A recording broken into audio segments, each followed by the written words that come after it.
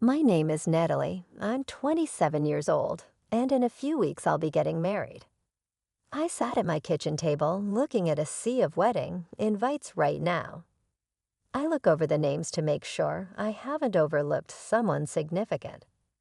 However, there is one name that I purposefully omitted off the list, my stepmothers. You may be wondering how I could have invited my stepmother to my own wedding, and I get that. It's a lengthy story, and this seems like a good moment to tell it. I was 5 years old when it all began. My entire life fell apart when my parents divorced. They informed me that I would alternate between the two of them while living with them. I felt it was fantastic at the time since I couldn't pick between my parents, and I loved them both. I didn't have to this way. At first, life following the divorce wasn't too horrible. My dad and I used to go these incredible road trips together. Since he was the owner of the company, he was free to take time off whenever he felt like it. We would get into his car and travel to other cities. I had a sense of adventure as a child, exploring new locations with my father at my side. Things were different, but nonetheless wonderful while I was with my mom. We would play with my dolls for hours, making up tales for each one, and frequently the house would fill with the aroma of freshly made cookies. Those were joyous times. I felt that both of my parents valued, loved, and wanted me. Then again, things were different. When I was 7 years old, my dad remarried. I recall the day Dad had me meet Sarah, who will soon become my stepmother. Her grin seemed to fill the entire room, and her beautiful blonde hair added to her beauty. First, everything was all right. Sarah treated me with kindness and real concern. When I was at Dad's place, she showed me how to braid my hair and assisted me with my homework. However, as time passed, something changed. Sarah desired to have children of her own, but she was unable to conceive. Even though I didn't realize it at the time, I can now see how it affected her. Sarah's perspective on me completely changed. She used to be nice and hospitable, but these days it felt like she hates me for being here. She seemed to despise me for being born at a time when she was unable to have children of her own. It was unclear to me at the time. When I was younger, I didn't know what had gone wrong for my stepmother to suddenly detest me so much. Sarah's attitude toward me simply grew worse over time. It seemed as though she had made up her mind to live for herself in the event that she was unable to have children of her own, and there was no place for me in that existence. After returning from my mother's, I began to notice changes. Dad and Sarah would be laid back and tanned, bursting with tales from their travels during my absence. I eventually lost the ability to contain myself. "Dad, why don't we go on trips like we used to?" He glanced at Sarah and appeared uneasy before responding. "Well, honey, things are different now. We also need to take Sarah's timetable into account. Natalie, you're old enough to understand that adults need their own time," Sarah said with a stern tone. "Avoid becoming self-centered." I had a slap-like feeling. Is it self-serving to want to hang out with my own father? It wasn't simply the travels, though. Everything changed when I was at my dad's place. Sarah had set new regulations for me, and they all appeared to be intended to keep me hidden from view. "Natalie," she would say, appearing to be quite nice, "how about you go play in your room? Adults are conversing." I attempted to protest at first. "But I want to be out here with you and Dad." Sarah would avert her gaze. "Your father and I require some peaceful time. Is asking for too much." I would therefore withdraw to my room, feeling less like a daughter living with her own father and more like a prisoner. Every day, the list of taunts got longer and longer. Avoid making noise, talking too loudly, playing energetic activities, and laughing too loudly. It was worse than living in a library. I was giggling at a humorous TV show in the living room one day. With a crimson face, Sarah stormed in.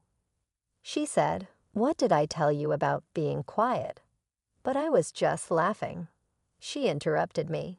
What you were laughing at doesn't matter to me. I give you rules to obey in this house. Recognize. I nodded while stifling my emotions. Yes, Sarah. Good, she murmured as she turned to go. Now go to your room and stay there until dinner. Dad didn't appear to be aware of anything, or perhaps he was simply choosing not to notice it. He would ignore me whenever I tried to bring up the subject of how Sarah was treating me. "Noah, she's just getting used to it," he would remark. Give her time. However, time didn't improve anything. All it did was make Sarah more outspoken in her disdain for me. She would be critical of everything I did, including my diet and appearance. "Natalie, really, is there no way you can chew with your mouth shut and sit up straight? You seem to have grown up in a barn." I wanted to shout, to let her know that I was just a child and was doing the best I could. However, I was aware that it would be ineffective. Sarah felt that my entire being was a transgression. I therefore acquired the skills of being quiet, little, and unobtrusive. In my father's house, I turned like a ghost, shying away from noise and drawing attention to myself. I felt like I could breathe again when it was time to return to my mom's every 2 weeks. But I was always afraid of going back to Dad's place and seeing Sarah's icy looks and stern remarks. I was able to suppress my feelings for many years, but by the time I became 12, I was at my breaking point. After a particularly unpleasant interaction with Sarah, I sobbed and told Mom everything one day. With each phrase, Mom's expression became deeper as she listened. She erupted when I was done. I jumped when she cried. That thing. How dare she treat my daughter like this? Mom was talking to Dad on the phone before I could stop her. She has never sounded so irate to me. She spat into the phone. "Listen here, you spineless excuse for a father. If you don't get your wife under control, I swear I'll take you to court and make sure you never see Natalie again." I was feeling ill. I simply wanted things to be better, not worse, and this was not what I wanted. A few days later, when I went back to Dad's house, he sat me down for a serious talk. "Natalie," he began, his voice stern, "we need to discuss your behavior. Sarah has been nothing but good to you. She's trying her best to be a good stepmother, and all you do is complain."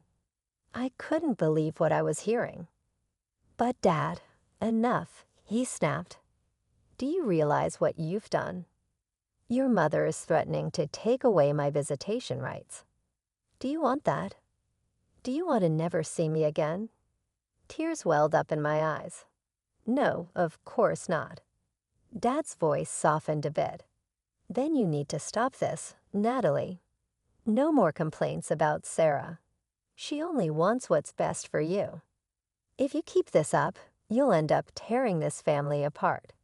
Is that what you want?" I shook my head, unable to speak through my tears. As he left the room, I felt like my world had shattered. Not only had Dad not believed me, but he'd also made me feel like everything was my fault. I was the problem, not Sarah.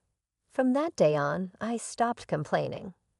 I decided to be the perfect stepdaughter, to do everything Sarah wanted, just so I wouldn't lose my dad. I became a shadow in the house, quiet and obedient. I had no say in anything, but at least I still got to see my father, even if he seemed more like a stranger with each passing day. Life at Mom's house was a different story. A few years after the divorce from Dad, Mom met Robert. He was kind, funny, and had a daughter of his own, Lily, who was a year younger than me. Over time, I fell in love with both of them. Robert never tried to replace my dad, but he was always there for me. He helped me with my homework, listened to my problems, and even taught me how to ride a bike, something Dad had always been too busy to do. Lily became the sister I never knew I wanted. We'd stay up late giggling and sharing secrets. She never made me feel like an outsider. As I got older, the contrast between my two homes became starker. At Dad's, I was a ghost, trying not to upset the delicate balance. At Mom's, I was Natalie, loud, funny, and loved. As I entered my teenage years, my needs naturally grew. Like any kid my age, I wanted the latest gadgets, a cool smartphone, a decent laptop for schoolwork. Dad, to his credit, seemed to understand this. He'd always been generous, and at first, he didn't hesitate to buy me what I needed. I remember the day he handed me my first smartphone, but my joy was short-lived. Sarah's disapproving frown said it all. Later that night, I overheard them arguing. "You're spoiling her, Tom." Sarah hissed. "Do you have any idea how much that phone cost?" "She needs it for school." Dad defended weakly. "Please, she needs it to post selfies and waste time on social media. You're throwing money away." From that day on, Sarah appointed herself as the family's financial guardian. She told Dad she'd help him save money when it came to my expenses. What this really meant was that she'd take control of everything. The next time I needed new clothes, Sarah insisted on handling it herself. What followed was a parade of secondhand clothes and shoes, all bought from discount websites or clearance sales. Don't get me wrong, I'm not against secondhand stuff, but Sarah took it to an extreme. More often than not, the clothes were ill-fitting, out of style, or just plain uncomfortable. But I didn't dare complain. I still remembered Dad's warning about tearing the family apart. The irony of it all, while I was forced to wear hand-me-downs, Sarah never skimped on herself. Her closet was a fashion magazine come to life. Designer shoes, branded bags, clothes from the latest collections. She'd spend hours preening in front of the mirror, adjusting her perfectly coordinated outfits. Things came to a head when I graduated high school. Dad had promised me a car, nothing fancy, just something to get me around. I was over the moon. Finally, a sign that he still cared, that he saw me as more than just an inconvenience in his new life. But Sarah, true to form, couldn't let it happen. The night before we were supposed to go car shopping, all hell broke loose. "A car?" Sarah shrieked. "Are you out of your mind, Tom? We can't afford it. Besides, I need a new car. Mine is almost 3 years old." I listened from my room, heart sinking with every word. I knew how this would end. Sure enough, the next morning, Dad came to me with that look on his face, the one that said he was about to disappoint me again. "Natalie, honey," he began, not meeting my eyes. "About the car, I saved him the trouble.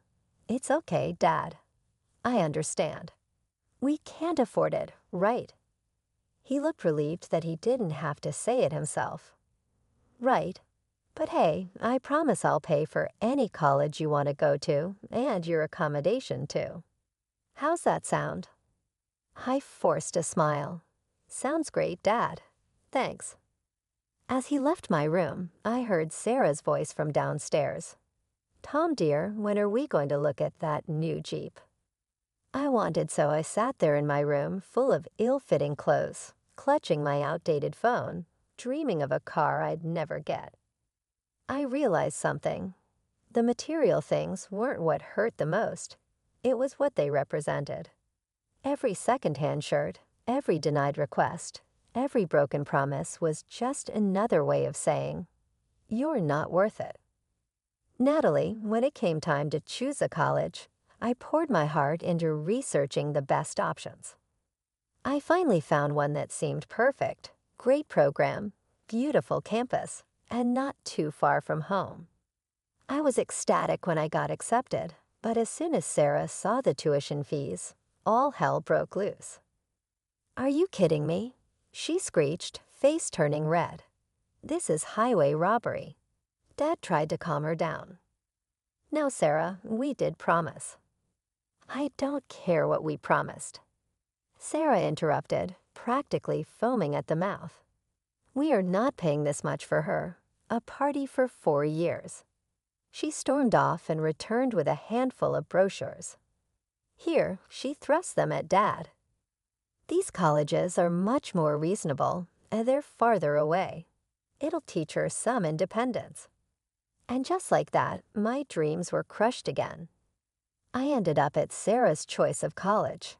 Cheaper, yes, but also far from everything and everyone I knew. Mom and Robert were thrilled when they heard I was going to college. They didn't know about the behind-the-scenes drama, and I didn't have the heart to tell them. Why burden them with my problems? Despite everything, I threw myself into my studies. I was determined to make the most of this opportunity, even if it wasn't exactly what I'd hoped for. I'd come home for holidays, splitting my time between Mom's welcoming house and Dad's. Well, Dad's house. It was during one of these breaks that everything finally came to a head. Sarah was having a birthday party, and to my surprise, Dad called and asked me to come. Sarah would love to see you, he said, though I could hear the uncertainty in his voice. I was skeptical, but a small part of me hoped that maybe, just maybe, things were changing. So I agreed. I even bought Sarah a gift, a nice scarf I'd saved up for from my part-time job at college. When I arrived at the house, the party was in full swing. I took a deep breath and approached Sarah, gift in hand. "Happy birthday, Sarah," I said, forcing a smile. "I hope you like it." I never got to finish. Sarah's face contorted with rage. "What are you doing here?" she hissed, loud enough for nearby guests to hear. I stammered, confused. "But Dad said you wanted me to come." "Get out," she shrieked. "You're not welcome here. How dare you show up and ruin my party?" I stood there, frozen in shock. The room had gone silent, all eyes on us. Sarah snatched the gift from my hands and, without even looking at it, tossed it in a nearby trash can. "I don't want anything from you. You're not worthy to be here among my friends. Leave now." Tears stung my eyes as I turned and fled. I ran up to my old room, grabbing the few belongings I'd left there over the years. As I reached for the front door, I heard Sarah's laughter floating from the living room, as if nothing had happened, as if she hadn't just publicly humiliated her stepdaughter and thrown away a heartfelt gift. I slammed the door behind me and walked away from that house for what I promised myself would be the last time. I went straight to Mom's, where I broke down and finally told her everything. All the years of mistreatment, the manipulation, the broken promises. Mom was furious, but more than that, she was heartbroken for me. "Oh, sweetheart," she said, holding me close. I had no idea. "I'm so sorry you went through all that alone." As I cried in my mother's arms, I felt a weird mix of sadness and relief. Sad for the relationship with my father that I'd probably never have, but relieved to finally be free from Sarah's toxic presence. The day after Sarah's birthday disaster, my phone rang. It was Dad. I almost didn't answer, but a part of me still hoped he'd apologize, that he'd finally see the truth. "Natalie," he said, his voice stern, "why did you leave Sarah's party so abruptly?" She was quite upset. My blood boiled. That's not what happened. She yelled at me in front of everyone and threw my gift in the trash. She kicked me out. There was a pause, then Dad's voice came back, cold and angry. "I can't believe you'd make up such lies about Sarah. Why are you trying to denigrate my wife? Call me when you're ready to apologize to Sarah." The line went dead. I stared at my phone, tears streaming down my face. That was the moment I realized I truly lost my father. The next few years were a blur. I threw myself into my studies, graduated college with honors, and landed a decent job. I saw Dad a handful of times, always on neutral ground. A cafe, a park, never at his house. About a year after graduation, I met Jason at work. He was a few years older, kind, funny, and most importantly, he saw me. Really saw me, not as an inconvenience or a burden, but as a person worthy of love and respect. 4 years flew by. Jason and I moved in together, adopted a cat named Muffin, and built a life filled with love and laughter. Then on a random Tuesday evening, as we were doing dishes after dinner, Jason turned to me and proposed. And just like that, I was engaged.